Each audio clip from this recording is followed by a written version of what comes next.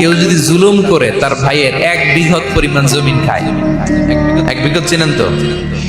এই যে আমার এই আঙ্গুল থেকে এই আঙ্গুলটা এটা টান টান করলে যতটুকু জায়গা এটা বলে 1 বিঘত। শিবের আরবিতে বলে শিবের।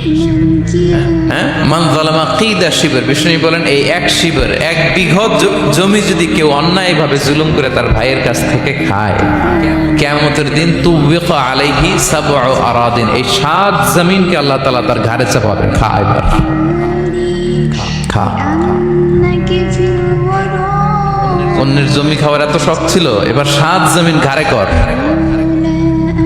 কিয়ামতের ময়দানে আপনার দেহটারে বিশাল আকৃতির করা হবে, এই 7 জমিনকে আপনার কাঁধে তুলে দেওয়া হবে। এজন্য আমরা অন্যের রাইটস, অধিকার যেন নষ্ট না করি, কারো উপর যেন জুলুম না করি, কোনোভাবেই না। আমরা নানাভাবে এই জুলুমটা করি।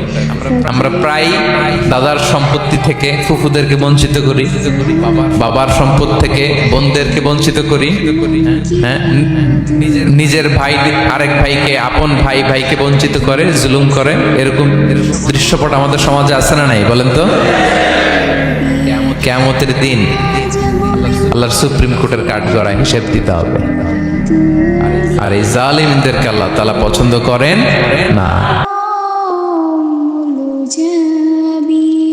ولولا أنني معنا جميلا لبعت المؤسفين